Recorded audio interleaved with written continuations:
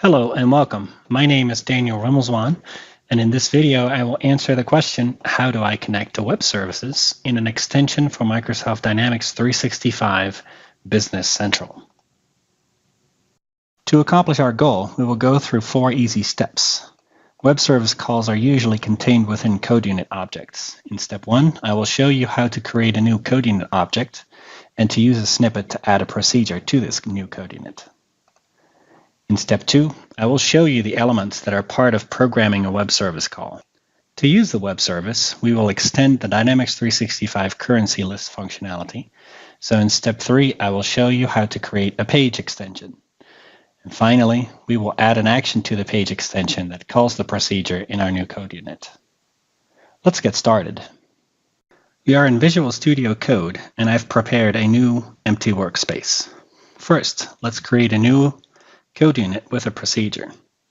We need a new file. Let's call it getExchangeRate.al. The structure of a CodeUnit object is very simple, so we can create this object without the use of a snippet. Just type code unit, give it a number 50105, give it a name getExchangeRate. Add curly braces, and done. Use the tProcedure snippet to generate a new function. tProcedure. Remove the local scope, since we want to call this procedure from other objects. Tab into the name, getExchangeRate. Because we are going to get an exchange rate, we need a currency record variable as a parameter.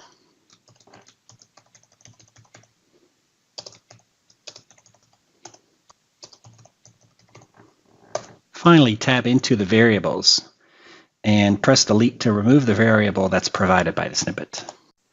Now we are ready to start programming the web service call. The 3 main variables are HTTP client of type HTTP client, HTTP response of type HTTP response message, and finally the URL of type text. First, we define the URL, which is a public web service that returns exchange rates for a pair of currencies. Note that there are 2 placeholders here, the %1 and the %2. I will get back to those in a minute. Next, we call the web service by using the HTTP client's get method, which takes the URL and the response message as parameters. Note that none of these variables have to be instantiated. There are no constructors. In the completed version, we read the HTTP response into a text variable, response text, and show this as a message. Note that the 2 placeholders that I've mentioned before are now filled with 2 currency codes. The first currency code comes from General Ledger Setup, and the next currency code comes from a selected record from the currency list. To be able to use this web service call, we will add an action to the standard currency list, so we need a new page extension object. To see how to create a page extension, please watch the video, How Do I Add a Field in an Extension? I've already prepared it for you. And so this is a page extension that extends the currencies page.